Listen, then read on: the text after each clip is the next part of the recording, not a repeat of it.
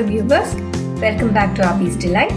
இன்னைக்கு Abhi's Delightல Ceylon keema parotta தான் பார்க்க போறோம். இன்னைக்கு நான் மட்டன் கீமா வச்சு இந்த Ceylon parotta செஞ்சிருக்கேன். நீங்க சிக்கன் கீமால கூட இதை செய்யலாம். அப்படி இல்லைன்னா எக் புர்ஜி செஞ்சுட்டு அது கூட நீங்க ஸ்டஃபிங்கா யூஸ் பண்ணி இந்த Ceylon parotta செய்யலாம். இதுக்கு சைட் டிஷ்ஷா நான் எக் serva தான் செஞ்சிருக்கேன். அது நம்ம ஆல்ரெடி நம்ம சேனல்ல செஞ்சிருக்கோம். லிங்கையும் நான் டிஸ்கிரிப்ஷன் பாக்ஸில் கொடுக்குறேன், செக் பண்ணிக்கோங்க.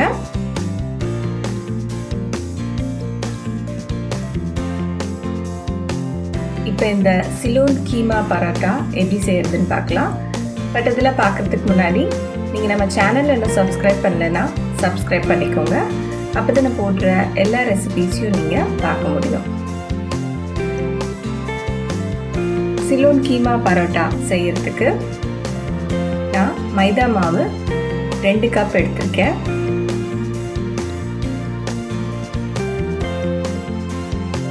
அதில் ஆப்ப சோடா 1 டீஸ்பூன்,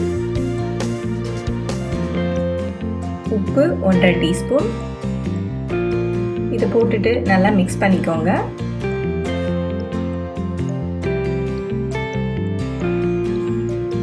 இப்போ தேவையான அளவுக்கு தண்ணி விட்டு இதை நல்லா ஒரு டோ மாதிரி பிசைஞ்சு வச்சுக்கோங்க. மைதா நல்லா நீங்கள் சாஃப்டாக பிசையணும். நல்லா அடித்து டேப் பண்ணி நம்ம சப்பாத்தி ரெசிபியில் பார்க்கும்போது எப்படி நான் சொன்னேனோ அந்த மாதிரி நீங்கள் நல்லா டேப் பண்ணி இதை பிசைஞ்சு வச்சாதான் மைதா ரொம்ப ரப்பரியாக இருக்காது, உங்களுக்கு விட்டு சாப்பிடும்போது சாஃப்டாக இருக்கும். ஸோ அந்த மாதிரி நல்லா சாஃப்டாக பிசைஞ்சிட்டு எண்ணெய் போட்டு அதை எடுத்து தனியாக வச்சுருங்க. இப்போ நம்ம கீமா மசாலா செய்யலாம். அதுக்கு 5 டேபிள் ஸ்பூன் அளவுக்கு எண்ணெய் விட்டுருக்கேன். எண்ணெய் காஞ்சதும் 2 பெரிய வெங்காயம் சின்னதாக நறுக்கி போட்டிருக்கேன். அதை வதக்கிக்கோங்க. ரொம்ப வதங்கணும்னு இல்லை. இது கூட இஞ்சி பூண்டு விழுது 2 டேபிள் ஸ்பூன் சேர்த்துக்கோங்க.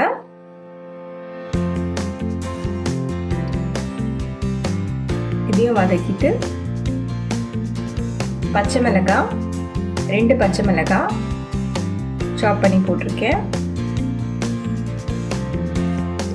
தக்காளி 2 பெரிய தக்காளி.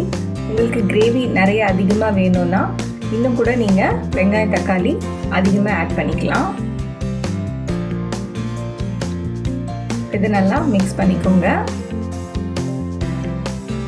மட்டன் கீமா 1/4 கிலோ வாஷ் பண்ணி வச்சுருக்கேன். ஸோ அதையும் ஆட் பண்ணி மிக்ஸ் பண்ணிக்கோங்க. மஞ்சள் தூள் 1/2 டீஸ்பூன், சிகப்பு மிளகாய் தூள் 2 டீஸ்பூன்,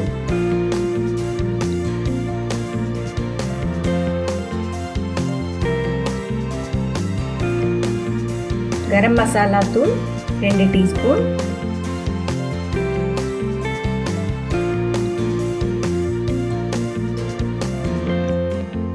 தனியா தூள் 2 டீஸ்பூன், சீரகத்தூள் 1 டீஸ்பூன், உப்பு உங்களுக்கு தேவையான அளவு போட்டுக்கோங்க. குழம்பு மிளகாய் தூள் 1 டீஸ்பூன். இதில் தண்ணி எதுவும் ஆட் பண்ணலை. நல்லா மிக்ஸ் பண்ணிவிட்டு மூடி போட்டு ஒரு 15 நிமிஷம் லோ ஃப்ளேமில் விட்டுடுங்க. அதுக்குள்ளேயே அந்த கீமாலாம் நல்லா குக் ஆகிட்ருக்கோம். ஓப்பன் பண்ணலாம். இப்போ பார்த்தீங்கன்னா நம்ம போட்ட மசாலா, தக்காளி, வெங்காயம், கீமா எல்லாம் சேர்ந்து நல்லா ஒரு கிரேவியாக ரெடி ஆயிடுச்சு. கடைசியாக இதில் 1 டீஸ்பூன் அளவுக்கு மிளகுத்தூள், சாட் மசாலா 1/2 டீஸ்பூன், கொத்தமல்லி, கறிவேப்பிலை சாப் பண்ணி வச்சுருக்கேன். அதையும் லாஸ்ட்டாக ஆட் பண்ணி ஆஃப் பண்ணிவிடுங்க. நம்மளோட மசாலா ரெடி ஆகிடுச்சு. இது தண்ணியாக இருக்கக்கூடாது, நீங்கள் தண்ணி ஆட் பண்ணவே கூடாது, கொஞ்சம் ட்ரையாக தான் இருக்கணும். கீமாவில் இருக்க தண்ணியிலேயே அது நல்லா வெந்துடும்.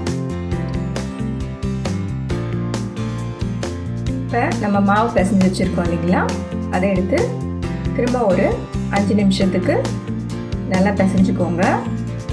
அப்போ தான் நல்லா சாஃப்டாக வரும். இல்லைன்னா மைதா உருட்டுறதுக்கு ரொம்ப கஷ்டமாக இருக்க மாதிரி இருக்கும். அப்படின்னா நீங்கள் மாவு நல்லா உருட்டலன்னு அர்த்தம். இப்போ நல்லா ஒரு பெரிய பால் சைஸ் எடுத்து நல்லா பெரிய சப்பாத்தி அளவுக்கு உருட்டிக்கோங்க. ஏன்னா நம்ம உள்ள ஸ்டஃபிங் வச்சு அதை ஃபோல்ட் பண்ணணும். ஸோ ரொம்ப சின்ன சின்னதாக உருட்டிட்டிங்கன்னா உங்களுக்கு ஃபோல்ட் பண்ணும் போது ரொம்ப சின்ன பரோட்டாவாக வரும். அதுக்காக தான் தவா காய்ஞ்சதும் ஆயில் நல்லா ஸ்ப்ரெட் பண்ணிக்கோங்க. அதில் நம்ம உருட்டி வச்சுருக்க சப்பாத்தியை போட்டுடுங்க. ஒரு எக் எடுத்திருக்கேன், இது சீலிங்காக. அதில் உப்பு, மிளகுத்தூள், மிளகாய்த்தூள் இதை ஆட் பண்ணி நல்லா பீட் பண்ணி ஃபுல்லாக எல்லா இடமும் ஸ்ப்ரெட் ஆகிற மாதிரி இதை ஊற்றிடுங்க. அடுப்பு வந்து லோ ஃப்ளேமில் தான் இருக்கணும். இப்போ இந்த கீமா வந்து நடுவில் வச்சிடுங்க. உங்களுக்கு எவ்வளோ ஸ்டஃபிங் வேணுமோ வச்சுக்கலாம். இப்போ 2 சைடும் இதை ஃபோல்ட் பண்ணி விடுங்க. இந்த எக் தான் இதை வந்து நல்லா சீல் பண்ணும். இப்போ இந்த கார்னர்ஸை கொஞ்சமாக இந்த மாதிரி மடக்கி விட்டுடுங்க. அப்போ தான் நீங்கள் ஃபோல்ட் பண்ண முடியும். சப்பாத்தியை திருப்பிக்கிட்டிங்கன்னா உங்களுக்கு இந்த பக்கம் அந்த பக்கம் ஃபோல்ட் பண்ணுறதுக்கு ஈஸியாக இருக்கும். இது எக் இருந்ததுன்னா அதையும் ஊற்றி இந்த மாதிரி நல்லா சீல் பண்ணிவிடுங்க. இந்த மாதிரி எக்ஸ்ட்ராஸ் இருந்ததுன்னா அதை கட் பண்ணிவிடுங்க. இப்போ ஒரு பக்கம் நல்லா செவந்து வந்ததும் அடுத்த பக்கம் திருப்பி போடுங்க. ஆயில் கொஞ்சமாக விட்டு அடுத்த பக்கமும் நல்லா வெந்ததும் எடுத்துடுங்க. அவ்வளோதான், நம்மளோட சிலோன் கீமா பரோட்டா ரெடி ஆயிடுச்சு. இது இந்த முட்டை சேர்ப்பாவோட ரொம்ப சூப்பராக இருக்குங்க.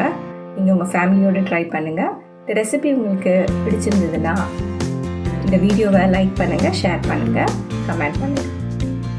தேங்க்யூ.